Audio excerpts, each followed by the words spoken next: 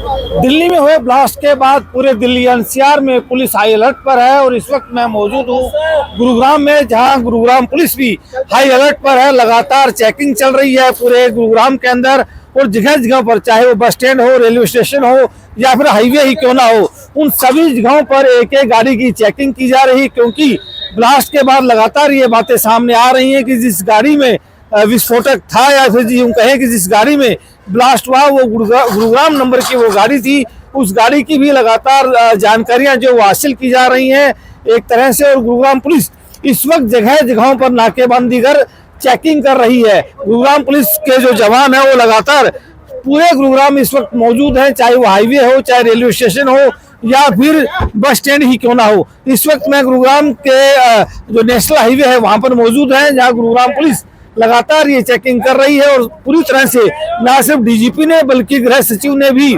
सभी जिलों के उपायुक्त और एसपी और साथ में पुलिस कमिश्नर्स को ये आदेश दिए हैं कि वो चेकिंग करें रात को एक तरह से, और एक तरह से कोशिश करें कि कोई भी संदिग्ध अगर कोई व्यक्ति नजर आता है या फिर कोई गाड़ी नजर आती है तो उसके खिलाफ कार्रवाई की जाए। तो इस वक्त आप तस्वीरों में देख सकते हैं कि गुरुग्राम पुलिस एक तरह से जांच कर रही है। हम कोशिश करते हैं बातचीत करने की भी। सर, किस तरह की चेकिंग चल रही है इस वक्त? सर देखिए, हमें सूचना मिली थी कि भाई दिल्ली में एक बम ब्लास्ट हुआ है। जिस सूचना पर एकदम मुस्तैदी से काम करते हुए गुरुग्राम पुलिस पूरे हाई अलर्ट मोड पर है।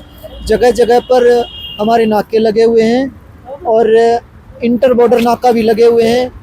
कुछ हमारी टीमें हैं जो सिविल ड्रेस में भी जगह भीड़ वाले इलाकों पर गई हुई हैं और हर जगह मुस्तैदी से चेकिंग की जा रही है। क्या मॉल्स वगैरह के आसपास के इलाकों में चेकिंग की जा रही है? जी बिल्कुल, हमारी सीआईए और एसटीएफ हैं, ये भी इन जगहों पर काम कर रही हैं और चेकिंग कर रही हैं ताकि कोई भी ऐसी अप्रिय घटना ना हो।